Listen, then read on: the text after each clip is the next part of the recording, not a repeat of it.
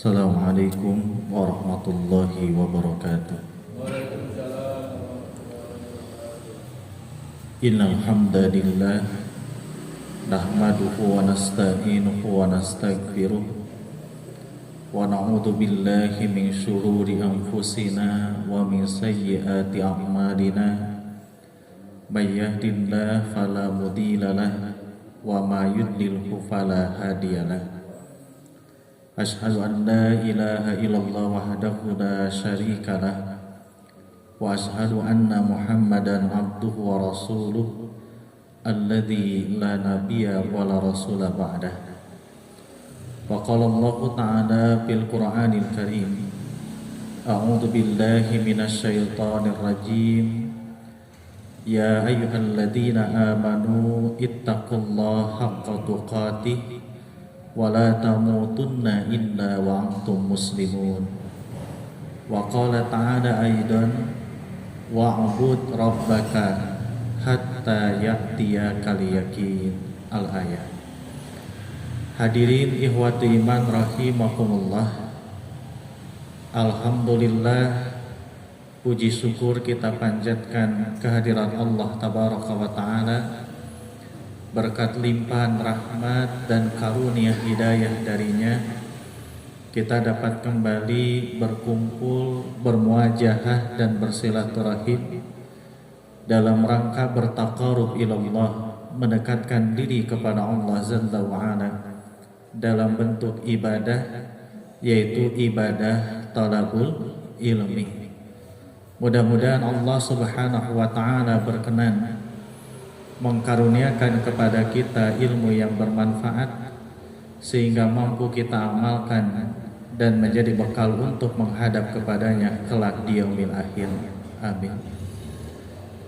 Dan juga kita bersyukur kepada Allah, kita masih diberikan nikmat karunia, jatah usia dan kesempatan sampai pada bulan Ramadan di tahun ini. Mudah-mudahan berbagai amalan ibadah di bulan Ramadan ini kita laksanakan sungguh-sungguh dengan dasar iman dan wahtisaban, dengan dasar iman dan mengharap ridha Allah subhanahu wa ta'ala, sehingga kita menjadi hamba-hamba Allah yang termasuk golongan yang diampuni dosanya oleh Allah subhanahu wa ta'ala. Hadirin ikhwati iman rahimakumullah, melanjutkan kajian tafsir surah-surah pendek di dalam Al-Quran. Insyaallah yang akan kita bahas pada kesempatan subuh hari ini yaitu tadabbur Al-Quran surah At-Takasur. Di antara ibrah pelajaran yang dapat kita ambil dari surah tersebut adalah bahayanya fleksi di dalam ajaran Islam. Beberapa minggu yang lalu, kata fleksi mungkin sering kita dengar. Apa arti flexing, Pak?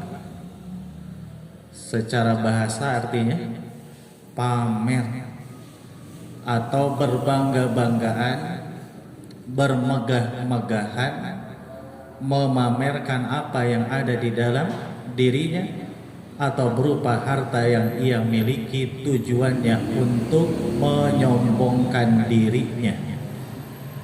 Dan ini jelas adalah bahaya. Kenapa bahaya?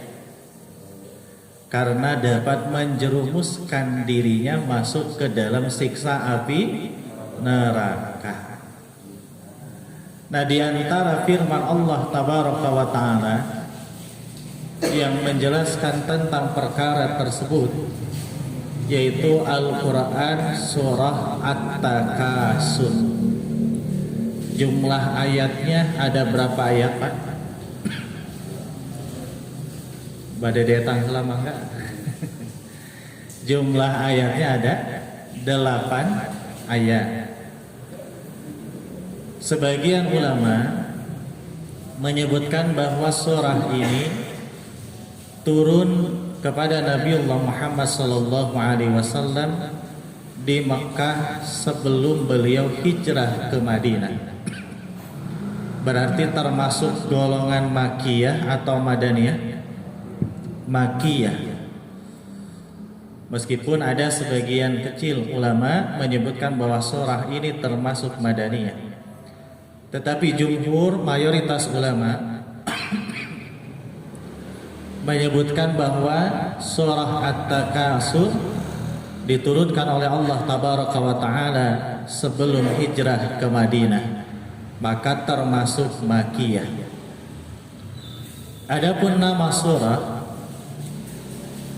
di dalam beberapa mushaf Al-Quran, juga di dalam kitab-kitab tafsir, disebut dengan dua nama.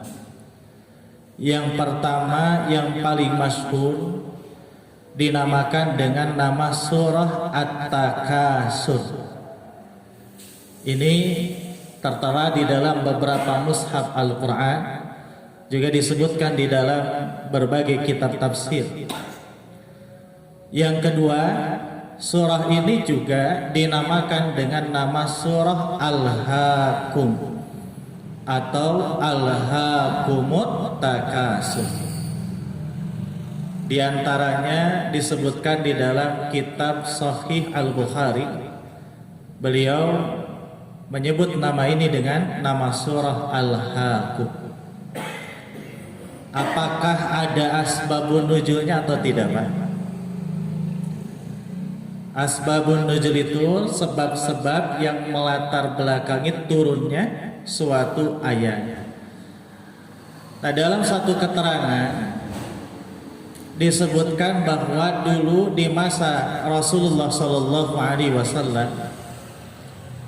ada dua bani atau kabilah atau suku, tapi kade sanes suku rorombeheun, suku jebrak. Yang pertama Bani Al-Harisah, yang kedua Bani Haris.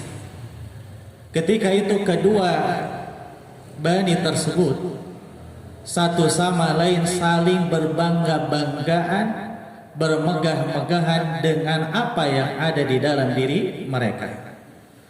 Yang satu merasa dirinya paling sultan, yang satu lagi juga sama merasa dirinya paling sultan, saling memamerkan kekayaannya. Bahkan disebutkan dalam keterangan itu, tidak hanya harta benda yang dibangga-banggakan oleh mereka, bahkan nasab atau keturunan pun mereka bangga-banggakan dengan tujuan untuk menyombongkan diri. Ini loh anak keturunan saya, luar biasa ilmunya, hartanya banyak, orang yang paling tinggi jabatannya, dan seterusnya.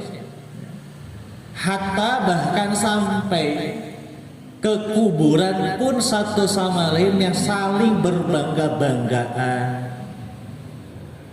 Disebutkan dalam keterangan itu, keduanya saling berbangga-banggaan dengan kuburan nenek moyangnya masing-masing.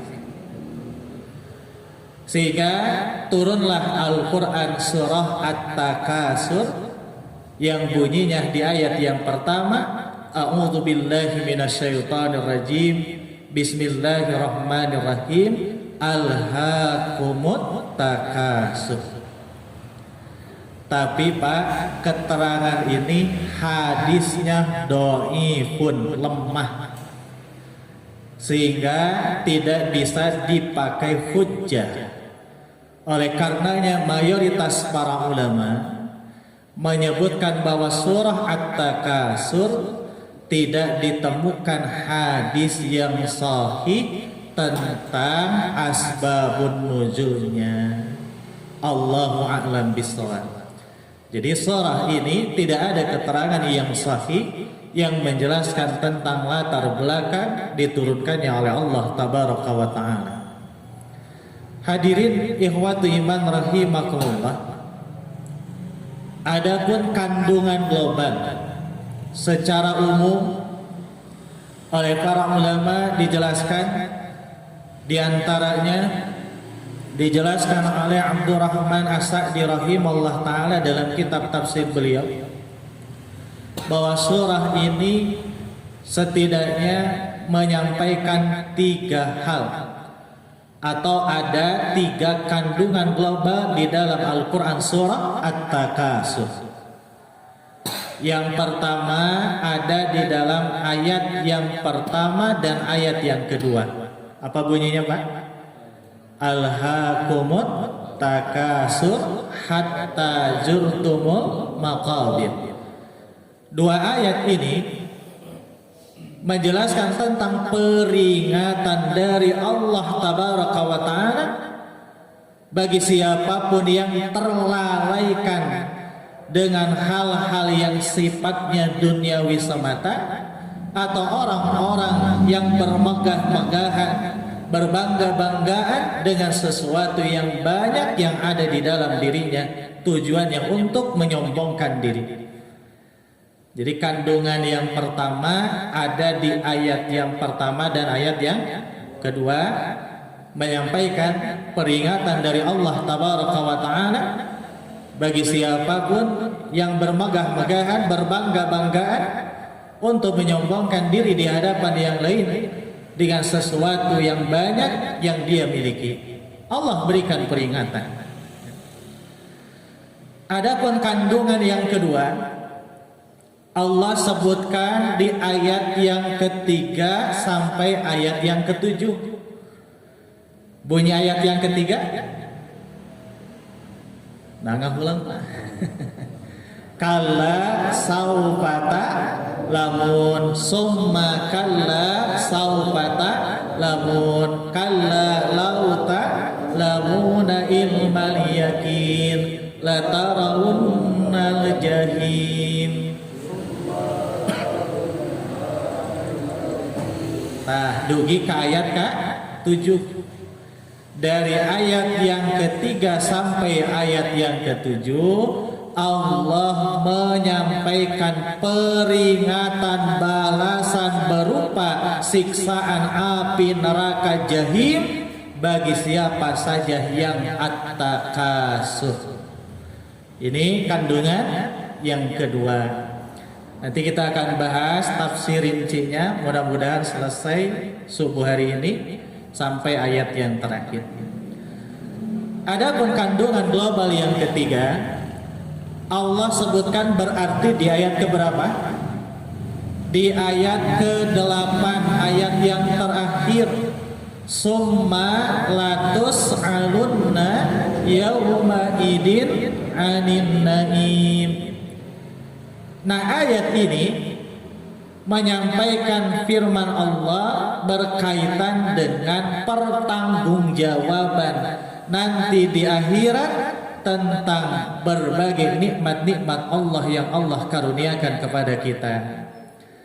Jadi kandungan yang ketiga, adanya pertanggungjawaban nanti di akhirat. Kita akan ditanya oleh Allah tabaraka wa ta'ala an-naim, tentang berbagai karunia nikmat-nikmat Allah subhanahu wa ta'ala.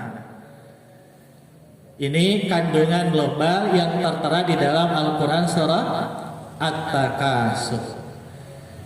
Inilah muqaddimah, pendahuluan untuk mengantarkan kita masuk pada tafsir ayat per ayat. Kita ulangi dulu Pak. Pertama, surah At-Takasur diturunkan di mana? Di Mekah sebelum hijrah ke Madinah. Berarti termasuk Makkiyah atau Madaniyah? Makkiyah. Nama surahnya ada 2. Yang pertama At-Takasur, yang kedua Alhaakum atau Alhaakumut Takasur. Yang ketiga, apakah ada asbabun nuzulnya atau tidak? Tidak ada keterangan yang sahih menjelaskan tentang asbabun nuzul surah At-Takasur. Yang keempat, kandungan global Al-Quran surah At-Takasur disebutkan oleh Abdurrahman As-Sa'di rahimahullah ta'ala dalam kitab tafsir beliau Yang pertama tertera di ayat yang pertama dan kedua menjelaskan tentang apa? Peringatan Allah bagi orang-orang yang berbangga-banggaan atau lalai karena berbangga-banggaan, bermegah-megahan, tujuannya untuk menyombongkan diri dengan sesuatu yang banyak yang ada di dalam dirinya. Kandungan global yang kedua, ayat ketiga sampai ayat ke-7, isinya tentang apa? Balasan Allah berupa neraka jahim bagi siapa saja yang at-takasur. Kandungan global yang ketiga di ayat yang terakhir, ayat ke-8, tentang nanti di akhirat kita semuanya akan ditanya oleh Allah tentang berbagai nikmat-nikmat yang Allah karuniakan kepada kita. Nah, hadirin hadirat ikhwati iman rahimakumullah. Ayat yang pertama, a'udzu billahi minasyaitonir rajim. Bismillahirrahmanirrahim. Alhaakumut takasur. Alhaakum telah melalaikan kalian. Berarti yang terlalaikan itu jumlahnya banyak atau sedikit? Banyak. Kalimatnya hum, kalian. Dan mungkin bisa jadi kita termasuk di dalamnya. Namun tentu kita berharap dan berikhtiar agar kita tidak termasuk orang-orang yang lalai dari ketaatan kepada Allah Tabaraka wa Ta'ala. At-takasur secara harfiah diartikan bermegah-megahan atau berbangga-banggaan. Di dalam ayat ini oleh Allah Tabaraka wa Ta'ala diawali dengan kalimat alhaakum. Bilughatil Arabiyyah, dalam bahasa Arab, asalnya dari lafaz alha yulhi, artinya yang telah melalaikan atau kesenangan yang melupakan. Di dalam Al-Qur'anul Karim ada lafaz yang seakar kata dengan lafaz alha, yaitu lahwun. Ketika Allah Tabaraka wa Ta'ala menyampaikan tentang kehidupan dunia, yaitu dalam Quran surah Al-An'am ayat ke-32, Allah berfirman, wa mal hayatud dunya illa laibu wa lahwun. Dan adapun kehidupan dunia itu hanyalah laibun, permainan, wa lahwun, dan kesenangan yang melalaikan. Jadi kecap alha artinya adalah sesuatu yang membuat kalian lupa atau lalai. Sebagaimana yang disebutkan oleh Imam Al-Qurtubi rahimahullah ta'ala dalam kitab tafsir beliau, alhaakum itu bimakna ansakum, anu mopohokeun maraneh, yang membuat kalian lupa, yang membuat kalian lalai. Lalai dari apa? Dari ketaatan kepada Allah Tabaraka wa Ta'ala. Apa yang membuat kalian lalai? Apa yang membuat kalian lupa? Apa yang menyibukkan kalian sehingga lalai dari ketaatan kepada Allah Tabaraka wa Ta'ala? Allah sebutkan di ayat ini at-takasur. Jika at-takasur secara harfiah apa artinya? Secara harfiah, secara bahasa lughah, at-takasur teh asal kecapna kasirun, artinya banyak. Berarti alhaakumut takasur, yang telah melalaikan kalian adalah sesuatu yang banyak. Apa sesuatu yang banyak ini? Oleh Allah Tabaraka wa Ta'ala tidak disebutkan objeknya, berarti menunjukkan makna umum. Bisa berarti harta yang banyak, bisa berarti anak yang banyak, bisa berarti jabatan yang banyak. Maka oleh para ulama dijelaskan bahwa at-takasur ini maknanya adalah membanggakan sesuatu yang banyak yang ada di dalam dirinya, baik berupa harta, baik berupa jabatan, baik berupa anak. Merasa dirinya punya banyak harta, menganggap yang lain rendah, bahkan menghina mencela orang yang lebih sedikit hartanya. Ini termasuk at-takasur.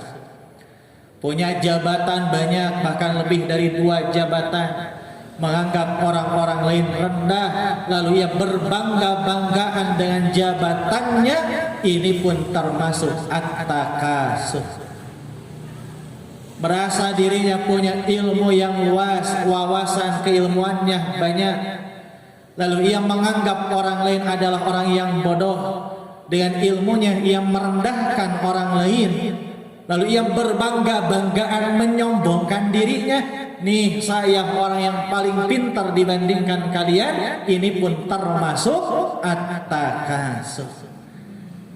Jadi yang membuat manusia lalai itu adalah bukan hartanya, bukan jabatannya, bukan ilmunya yang dimaksud dalam ayat ini, tetapi saling berbangga-banggaan dengan tujuan untuk menyombongkan diri dengan sesuatu yang banyak yang ada di dalam dirinya. Hadirin ikhwati iman rahimakumullah. Banyak harta boleh tidak Pak? Boleh gitu. Bahkan syukur-syukur banyak kaum muslimin yang kaya-kaya.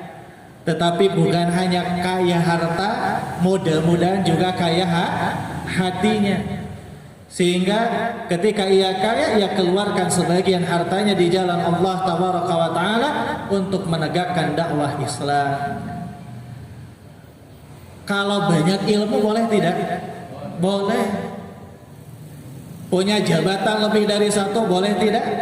Boleh. Yang tidak boleh menyombongkan diri, berbangga-banggaan dengan hal-hal tersebut, gitu ya. Mentang-mentang punya harta yang banyak, pamer di hadapan yang lain, lalu merendahkan orang lain. Mentang-mentang punya ilmu yang luas, merendahkan orang lain, menyebut mereka bodoh. Mentang-mentang punya jabatan, menghina, mencela, bahkan merendahkan yang lainnya. Ini yang dilarang oleh agama. Hadirin hadirat ikhwati iman rahimakumullah. Sikap berbangga-banggaan dengan sesuatu yang ada di dalam dirinya inilah yang bisa membuatnya lalai dari ketaatan kepada Allah Tabaraka wa Ta'ala. Bab harta, sibuk ngurusin harta, akhirnya melalaikannya dari ibadah kepada Allah Tabaraka wa Ta'ala. Inilah kenapa Allah sebutkan alhaakumut takasur, yang membuat kalian lalai, yang membuat kalian lupa akan ketaatan kepada Allah Tabaraka wa Ta'ala, yaitu sesuatu yang banyak yang ada di dalam diri kalian, lalu kalian berbangga-banggaan dengan hal itu. Di dalam Al-Quranul Karim ayat yang lain, yaitu dalam Al-Quran surah Al-Kahfi ayat ke-32 sampai ayat ke-36, Allah Tabaraka wa Ta'ala menyampaikan tamsil, perumpamaan. Dalam ayat itu Allah sebutkan ada orang yang Allah karuniakan sawah atau kebun yang begitu luas. Lalu orang itu akan mengatakan di hadapan yang lain, ana aksaru minka malan wa a'azzun nafara. Saya ini punya harta lebih banyak daripada kalian. Wa a'azzun nafara, dan saya punya anak buah atau pembantu juga kuat-kuat. Jadi Allah sebutkan ada orang yang memiliki sawah yang luas, kebun yang begitu luas. Lalu ia pamer berbangga-banggaan dengan kebun tersebut, sampai-sampai ia mengatakan, ana aksaru min kamalan, saya ini hartanya lebih banyak dibandingkan kalian. Wa ajun nafaran, pembantu-pembantu saya lebih kuat-kuat, bahkan jumlahnya banyak.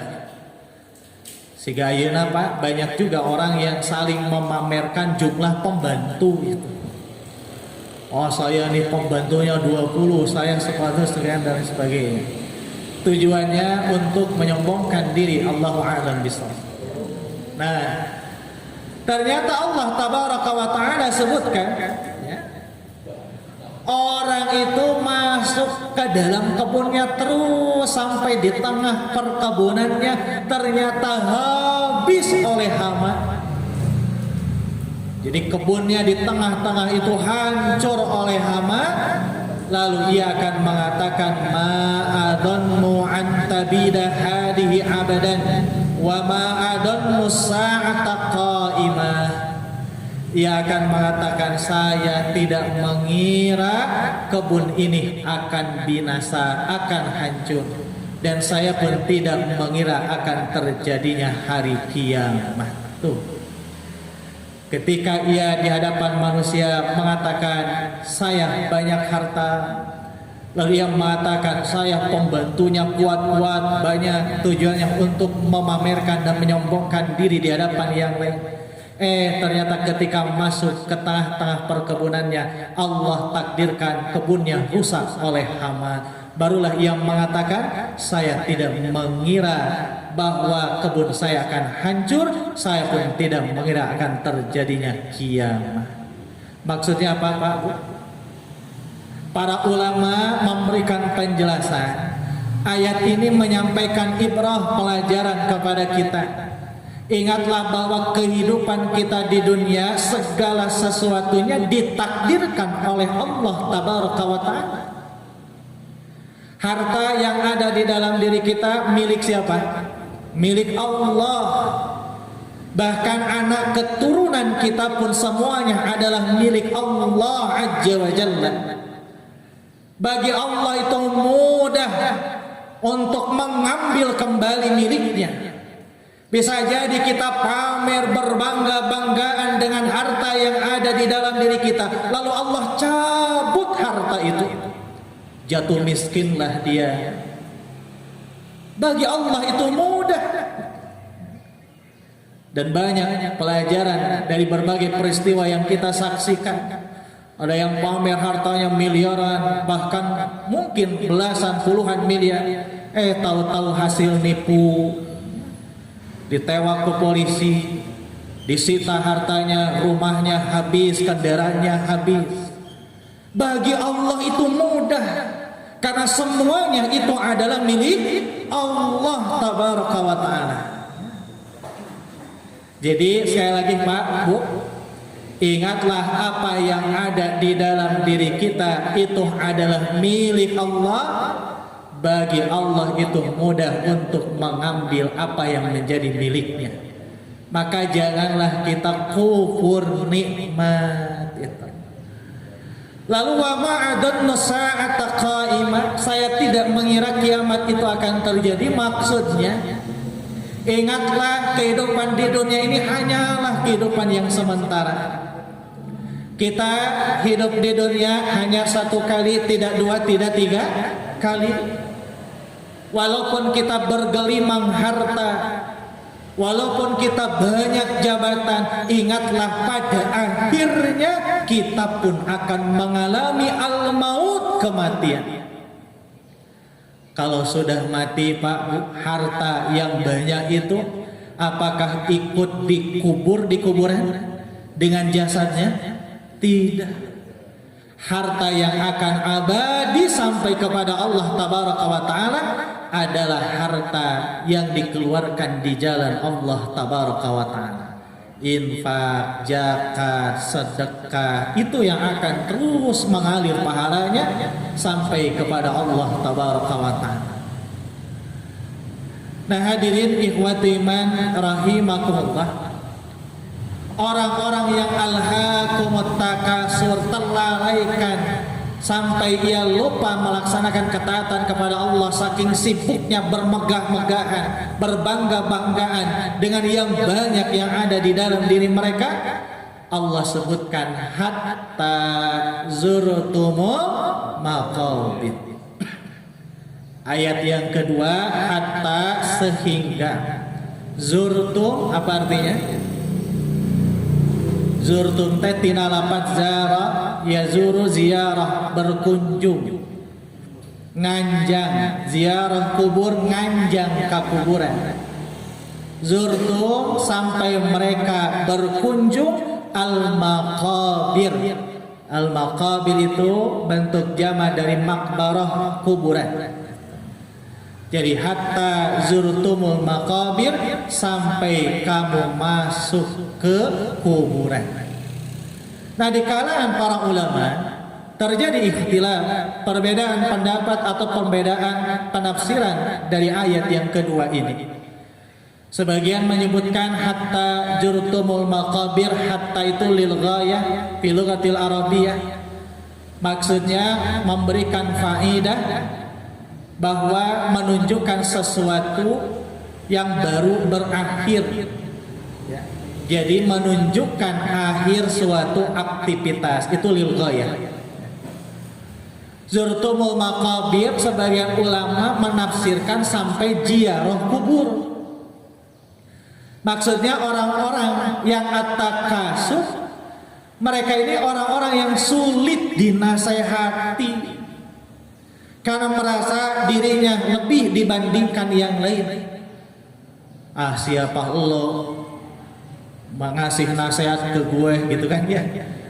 Saya orang kaya, kamu ini miskin. Sehingga orang-orang seperti ini karakternya memang sulit untuk dinasehati. Hatta zurtumul maqabir, sampai mereka ziarah kubur, berkunjung ke kuburan. Maksudnya sampai mereka datang ziarah kubur. Bukankah Rasulullah Shallallahu Alaihi Wasallam beliau menyampaikan salah satu faidah ziarah kubur itu untuk memperbanyak mengingat kematian, sehingga kita siap-siap mempersiapkan perbekalan untuk kehidupan setelah mati. Kita datang ziarah kubur berarti kita tahu bahwa kita pun pasti akan dikubur. Kita diciptakan oleh Allah Azza wa Jalla dari tanah, lalu Allah pun akan memasukkan kita ke dalam tanah. Pada akhirnya kita pun akan masuk ke dalam kuburan dan nanti akan masuk ke dalam alam barzah. Makanya Pak, dulu salah seorang sahabat Rasulullah Sallallahu Alaihi Wasallam namanya Utsman bin Affan radhiyallahu anhu. Di dalam satu hadis disebutkan bahwa Utsman bin Affan ini pernah lewat kuburan bersama salah seorang sahabat yang lain. Ketika beliau lewat kuburan, ternyata Utsman bin Affan beliau meneteskan air matanya, bahkan terlihat ketika itu beliau menangis sampai jenggotnya basah dengan air matanya. Lalu ditanya oleh sahabat yang lain, "Wahai Utsman, tudkarul jannah wan nar fala tabki wa tabki min hada." Ketika disebutkan kepadamu surga dan neraka, engkau tidak menangis. Tapi saat ini ketika engkau ziarah berkunjung ke kuburan, engkau menangis wahai Utsman. Apa jawab Utsman, Pak? Beliau menjawab, "Innal qabra awwalu manjilin min manajilil akhirah." Sesungguhnya kubur itu maksudnya alam barzah adalah gerbang pertama akhirat. Fa in naja minhu fama ba'dahu aisar minhu.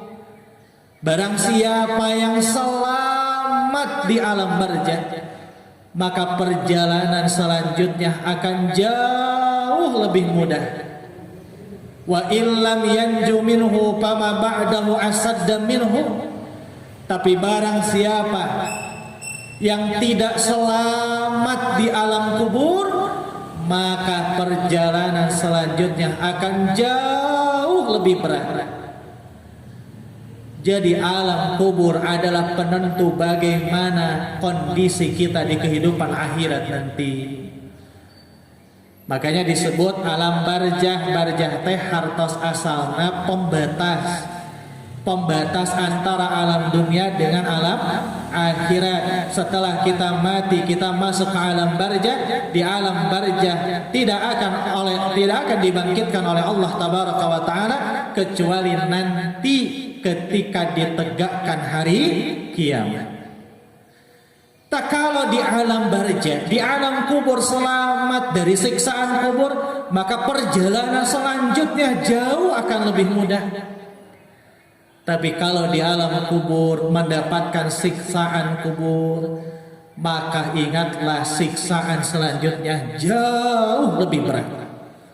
Dalam hadis riwayat Imam Ahmad, juga diriwayatkan oleh Imam At-Tirmidzi dalam kitab Sunan At-Tirmidzi, lalu disarah oleh Imam Al-Mubarakfuri dalam kitabnya Tuhfatil Ahwadi jilid yang ketiga. Hadisnya cukup panjang menjelaskan tentang bagaimana siksaan di dalam alam barzah. Di antaranya orang-orang yang mati dalam keadaan su'ul khatimah, mati dalam keadaan berbuat durhaka kepada Allah, melakukan perbuatan maksiat. Mereka ketika di alam barzah akan didatangkan sesosok manusia yang memeluknya, yang menyertainya. Dan sesosok manusia ini sekujur tubuhnya dari bagian atas kepala sampai kakinya mengeluarkan nanah dan darah, kulitnya gosong atau hangus hitam pekat. Inilah yang akan menyertainya di dalam alam barzah. Lalu ditanya oleh salah seorang sahabat di hadapan Rasulullah sallallahu alaihi wasallam, siapakah itu? Maka orang itu nanti di alam barzah akan mengatakan, ana amalukal khabis, saya ini adalah amal perbuatan burukmu semasa hidup di dunia. Lalu nanti Allah Azza wa Jalla akan memperlihatkan tempat kembalinya nanti di akhirat berupa siksaan api neraka setiap hari. Maka mereka akan menjerit dengan jeritan yang sangat keras, ya Rabb, wahai Allah, wahai Tuhanku, la taqumus saah, janganlah engkau tegakkan hari kiamat. Mereka takut dimasukkan ke dalam siksaan api neraka. Dan masih banyak siksaan kubur yang dijelaskan oleh Rasulullah sallallahu alaihi wasallam. Nanti ketika hari kiamat mereka dibangkitkan oleh Allah tabaraka wa taala, akan merasakan bagaimana dahsyatnya, hancurnya alam semesta. Apakah selesai? Belum. Dikumpulkan di padang mahsyar. Dalam hadis riwayat Imam Ahmad, Rasulullah sallallahu alaihi wasallam bersabda, yuhsarun nas hufatan urratan gurla. Manusia dikumpulkan ketika itu dalam keadaan tanpa alas kaki, dalam keadaan telanjang bulat, dan dalam keadaan belum disunat. Dalam kondisi telanjang bulat, lalu Allah Azza wa Jalla menyimpan matahari yang ketika di dunia adalah makhluk Allah yang begitu besar, begitu panas pada jaraknya jauh dari bumi. Nanti di padang mahsyar matahari diletakkan oleh Allah kamik dari mil, tepat 1 mil di atas kepala manusia. Jaraknya dekat di atas manusia, sehingga bukan lagi tetesan keringat, tetapi banjir dengan keringatnya masing-masing. Allah pun tunjukkan balasan siksaan di padang mahsyar. Dan perjalanan manusia itu masih sangat panjang. Ingatlah Allah sampaikan di dalam Al-Quranul Karim, inna yawman inda rabbika ka'alfi sannatin mimma ta'udun. Sesungguhnya satu hari di akhirat nanti sama dengan 1000 tahun dalam perhitungan manusia di dunia. Jadi kalau disiksa di akhirat, satu hari sama dengan 1000 tahun di dunia. Yuswa orang 60 tahun geletuk mau can sapoe-poe acan di akhirat mah. Nauzubillahi min dzalik. Pak Utsman bin Affan mah ketika ziarah kubur beliau nangis. Karena alam kubur itulah yang akan menentukan bagaimana kehidupan kita di akhirat nanti. Ari di urang mah seueur anu datang ka kuburan kadon selfie cekrek. Bahkan punten banyak di antara orang datang ke kuburan kadon bobogohan luhureun kuburan. Bahkan banyak juga hajat bikin panggung di atas kuburan, dangdutan di kuburan. Allahu Akbar. Utsman bin Affan mah nangis Pak, di urang dangdutan di luhureun kuburan gitu. Nah hadirin ikhwati iman rahimakumullah, ini penafsiran yang pertama. Di antaranya diungkapkan oleh Imam Ibnu Jarir At-Tabari, seorang ulama tafsir pada masa tabi'in, dikutip oleh Imam Abdurrahman As-Sa'di rahimahullah ta'ala. Tetapi sebagian besar ulama, di antaranya Imam Al-Qurtubi, Imam Ibnu Katsir, Imam Al-Maraghi, dan ulama-ulama tafsir yang lainnya menyebutkan kalimat hatta zurtumul maqabir, maknanya bukan ziarah kubur, tetapi sampai kamu mati. Kenapa disebut jurtum, berkunjung Pak? Hari ketika kita mati, apakah bisa kembali ke kehidupan dunia? Tidak. Pada akhirnya kita akan kembali kepada Allah Tabaraka wa Ta'ala. Artinya ketika masuk alam kubur hanya sebatas jurtum, hanya sebatas berkunjung. Artinya sementara, pada akhirnya akan dibangkitkan oleh Allah Tabaraka wa Ta'ala nanti pada saat hari kiamat. Afala ya'lamu idza bu'sira ma fil kubur, nanti akan dibangkitkan, dikeluarkan apapun yang ada di dalam kubur. Nah maksudnya orang-orang yang at-takasur, mereka adalah orang yang hatinya keras sehingga sulit dinasihati, baru mereka akan tahu sampai ketika mereka sudah mati. Tahu apanya? Kalla saufata lamun summa kalla saufata lamun, dan seterusnya insya Allah akan kita bahas di episode yang akan datang. Jadi hadirin ikhwati iman rahimakumullah, orang-orang yang at-takasur, karakternya mereka memiliki hati yang keras karena merasa dirinya lebih dibandingkan yang lain, sehingga sulit dinasehati. Baru akan tahu kalau sudah meninggal dunia. Tahu apanya nanti kita akan bahas di bulan yang akan datang. Nah hadirin ikhwati iman rahimakumullah, barangkali itu saja yang bisa saya sampaikan. Sudah 1 jam.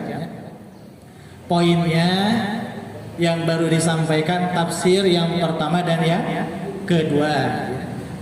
Hati-hati dengan sesuatu yang banyak yang kita miliki, jangan sampai membuat kita lalai dan lupa akan ketaatan kepada Allah.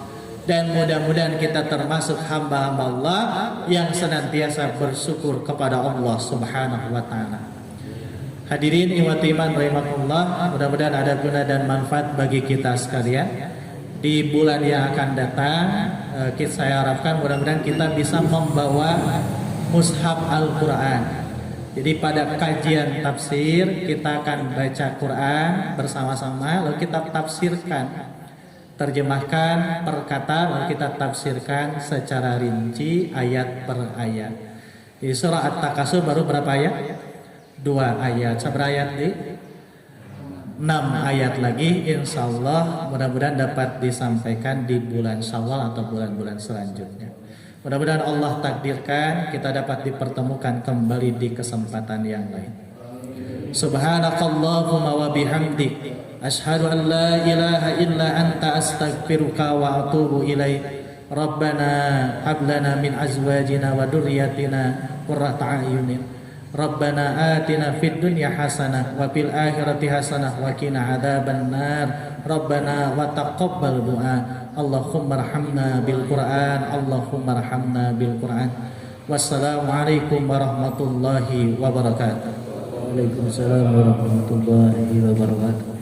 Alhamdulillahirabbil alamin. Hatur nuhun jazakumullahu khairan katsiran wa ahsanal jazaa. Hadirin jamaah rahimakumullah, alhamdulillah kajian subuh kita sudah usai. Mudah-mudahan semuanya kita bisa memanfaatkan atas apa yang telah Ustaz sampaikan, dan mungkin ada waktu sedikit untuk bertanya, sesi bertanya. Barangkali ada para hadirin yang mau bertanya, silahkan. Kalau tidak ada, kita tutup kajian subuh ini bersama membacakan hamdalah. Alhamdulillahirabbil alamin. Assalamualaikum warahmatullahi wabarakatuh.